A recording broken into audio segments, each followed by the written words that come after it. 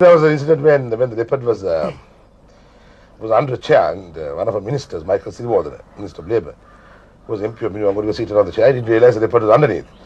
And when the third lick on the foot, he stared down and found this growling leopard.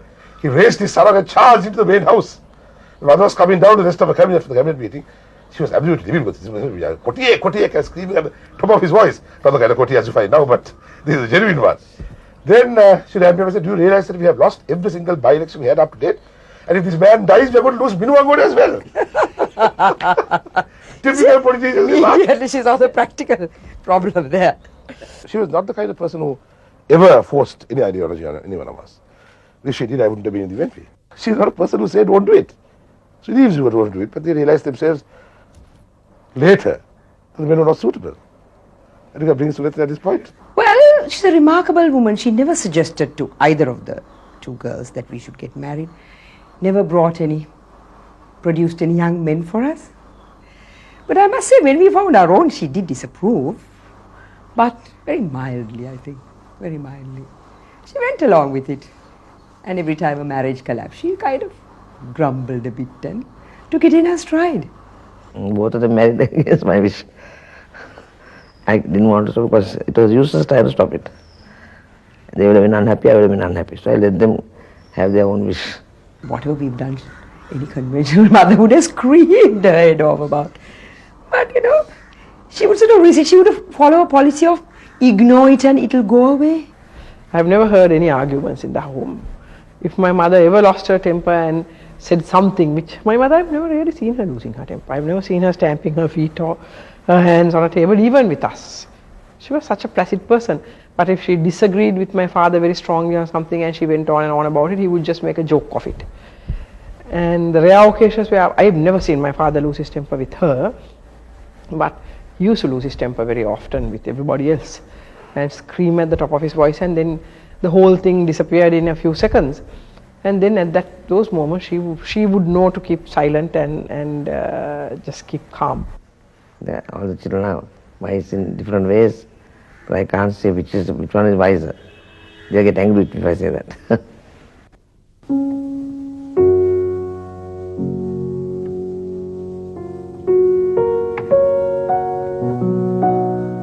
Sunita is very efficient in her work, whatever she does. She's very organized and of course determined and stubborn also. Sunita was a great asset to the office because one thing, she was absolutely low-key, and this was a great help. And she was able to, in a quiet fashion, sort out a lot of problems without upsetting anybody. Yes, the fact that we were in the public eye all our lives, more or less, but always in the public eye, has been a terrible nuisance. There was a time when I wore miniskirt, when some photographer chased me all over the fort and took a photograph and put it in the front page of the newspapers. Everybody was horrified. I was expected to have long hair, I cut it short. So, you see, silly, they're so trivial. But these things become important when you are in public life in this part of the world. I hated it. I hated photographers. Whenever I saw a photographer, I would turn my back to such an extent, and all three of us were like that, to such an extent that there are very few photographs of us when we were young, at various functions, official functions or anything. I hated the limelight. I liked the work. I happen to be a workaholic and I like to do work and I like to see results. But the limelight, I didn't like it. Even now I find it a bit of a joke. From the day she came out of school, she was wanting to get into politics. And they did get into politics. And they helped me in my elections in Atnagala, both Chandika and Sunita. They took on and the election because I was busy helping the party. And Chandika, of course, took to politics as an active politician, and she did well. So, it was very creditable for her to have been the first in the provincial council chief minister. Then within a few months she became prime minister, within a few months she became president. All this with her own efforts. Of course, the fact that she was still Bandaranayake son also helped, no doubt. And she was a celebrity. So Chandika, I think we agree that she's done well. Well, this girl, this is what her father used to say when she was a little girl. In the morning when he comes down for breakfast, they used to come down before going to school to say cheerio to the father. And he used to put his arms around the two girls and say, "This is my political daughter." You see, my father in the latter years of his life, I remember used to tell people in his loud voice that he used to point me out in my hearing, and I think it wasn't an accident. He wanted me to get it into my head, like I'm brainwashing my children away from politics. He used to point me out and say, "This is my child who is going to follow in my footsteps." Must be the father's courage. Some say it's not like the father. Father was not like her. Maybe the grandmother's, I think. So my father's mother was very determined woman, they say. Bandaranayake. He's got a father's large heart. Father's very large heart, so is his boy. And he's a good debater. I think today he's the best debater in the opposition.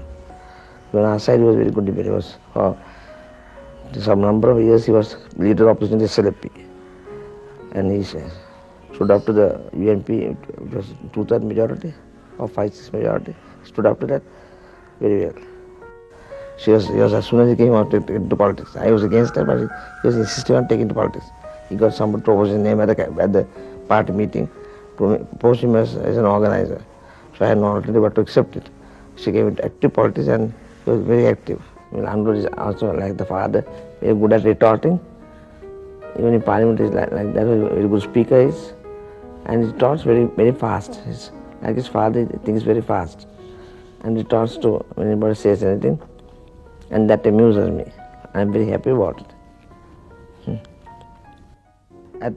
Almost at every meal we talk politics with the children. And children there, actually they got all interested in politics. Well, it's difficult to do both. Now, my sister Sunetra is not involved in politics, so it's we hardly talk politics, so it doesn't matter. But when the other two are heavily involved in politics, they have two conflicting views. It's always there's a combustion point, as we have witnessed so many times. With Anura, I had always a good relationship. Sunetra was very reserved and used to keep to herself. So she was not that close to Anura when we were young, but Anura and I were very close. Until recently again, politics came in and spoiled the relationship. But otherwise we were very friendly and we used to have a good time together, a good laugh. We have a lot of interests in common, cinema, reading. Anura is not very interested in music, but Sunetra and I music also, theatre. And we all love reading and writing also. Well, I think the main legacy is what I call the family business. Politics, though we never made a business of it in the sense that most other politicians do. This is a kind of business where we give everything we have and get nothing back from it. Well, I suppose that is chasing us all round, the three children. And well, if they reject this Bandaranayake family, they have another Bandaranayake who turns in some other party, so it doesn't matter very much. The family stays on. That's not by design, that's purely by accident. It was a very powerful group, no? And the three children could get together with me. We can a very powerful group in this country. I don't think we can ever get another group like that. She certainly would like to see her grandchildren more, much more than she does. But I think security considerations. But when she does go to my sister's official residence for various meetings and so on, she sees the kids, has a quick chat with them. So that way she gets a chance to relate to them. It all depends on what they are going to do. I don't know if they want to do politics. I think Niti might do politics. Chandika is hoping she won't. He's fond of horse riding, one after the grandfather, great grandfather. Not the daughter. She's interested in being a doctor. Boy is very knowledgeable, far too knowledgeable for his age. And he's very fond of horses like his grandfather and great grandfather. Does riding. He got a horse at Temple Trees where he rides there. He's got the qualities of his great grandfather, Sir Solomon, more than his grandfather. I must say they are very worried about the mother. but mother's security. Both of them. My mother is very worried about that herself, and so are my children. Whenever they know I'm going to a public meeting, they keep telling me, please don't go. All leaders in this country have got assassinated at public meetings by the LTT and all that. But then, it has gone beyond that point now. The only thing that worries me, I'm not bothered about my own life, because I believe very deeply in Buddhist philosophy. I believe in my religion, and I believe in if you have done good work, no harm can come to you. If you have done bad work, of course harm can come. It was quite obvious from Premadasa's death. If you do harm to people and if you don't behave like human beings, you have to suffer for it. That will be ideal situation. The idea if I can have my children and my grandchildren all around me, it will be an ideal situation. Especially before I die. I know that is possible.